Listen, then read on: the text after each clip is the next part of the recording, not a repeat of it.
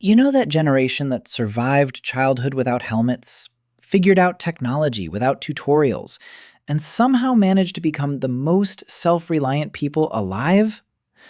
Yeah, we need to talk about Generation X. It's Psychology Unfolded, where we decode what makes you you. Because while everyone's obsessing over millennials and Gen Z, there's a whole group of people who quietly learned how to handle life without Googling the answer. And the psychology behind it? Absolutely fascinating. If your first instinct when something breaks is to fix it yourself, you remember when MTV actually played music. And you can parallel park without a backup camera. Congratulations. You're wired differently from almost everyone else. And no, there's nothing wrong with you. You're just built from a completely different psychological blueprint. Let me take you back. If you grew up between 1965 and 1980, you lived through something that would probably be considered neglect today. Every summer morning, your parents sent you outside with one instruction: be home before dark. No cell phone, no way to reach you. You just disappeared into the neighborhood for hours. And here's what that did to your brain. It built genuine independence. You got lost. You found your way. You got bored. You created something. You had a problem. You solved it. Nobody was helicopter parenting you through life. Your brain developed what psychologists call self-directed problem solving. While modern kids have parents removing every obstacle, your obstacles became your teachers. That's not nostalgia. That's neuroscience. But there's more.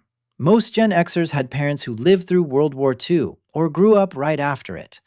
They weren't people who talked about feelings. They were people who survived hardship without complaining. They didn't give pep talks. They gave responsibility. By age 10, you were basically a small adult, watching siblings, making meals, fixing your bike chain with whatever tools you could find. You learned early that life doesn't pause because you're not ready.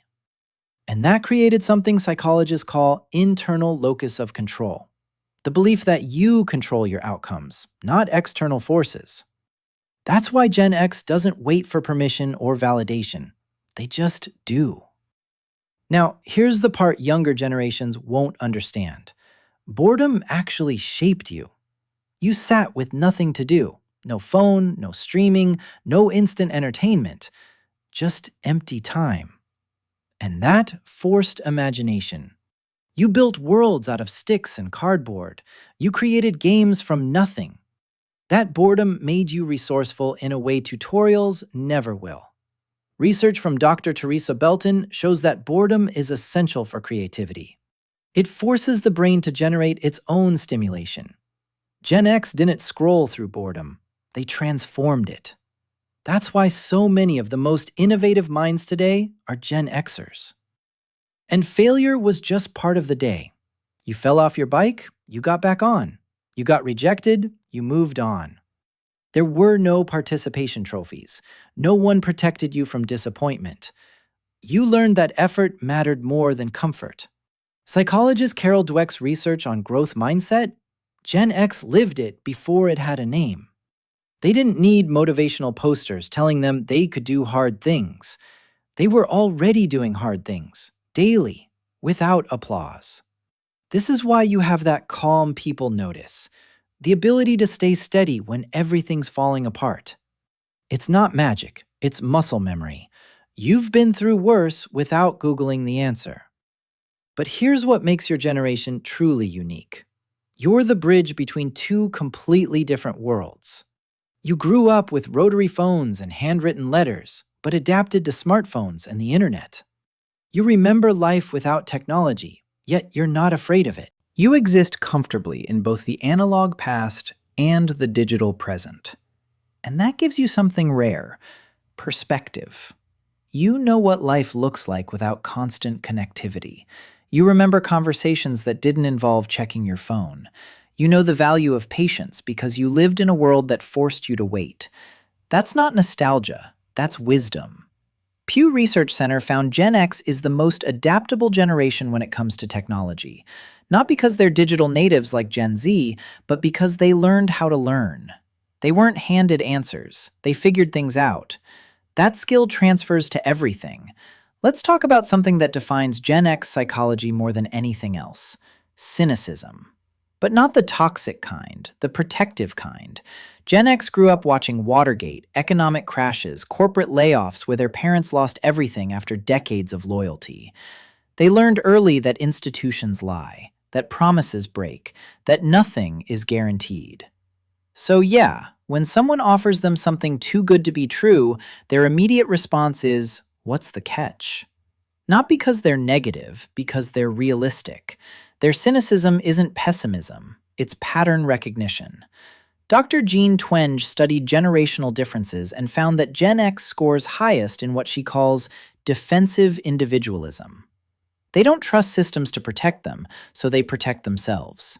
They don't expect fairness, so they don't waste energy complaining when life isn't fair.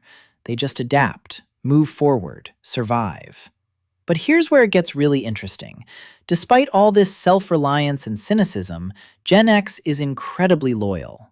When they commit to something, a job, a relationship, a friend, they're all in. Because they don't commit easily. They've learned to spot BS from a mile away, so when they choose you, it means something. And work ethic? Gen X might be the last generation that actually separates work from identity. They work hard, sure, but they don't need their job to define them. They don't live for their career. They work to live, not the other way around. Harvard Business Review shows Gen X managers are the most effective because they focus on results, not process. They just want to know what needs to be done and when. Then they do it. Now, let's address the elephant in the room. Gen X is called the forgotten generation, stuck between loud boomers and even louder millennials. And honestly, they're fine with that. Being overlooked means being left alone. And being left alone means freedom to do things their way without everyone having an opinion about it. There's something psychologically powerful about not needing external validation. While other generations are performing their lives on social media, Gen X is just living. They're not documenting every moment, they're experiencing it. Here's maybe the most fascinating part. Gen X raised themselves emotionally. Their parents weren't big on therapy or feelings talks, so they learned to process emotions internally. They don't need to talk through every feeling, they just handle it. And let's be real about something else. Gen X has a dark sense of humor because humor was their coping mechanism. Gen X weaponized it. So what does all this mean?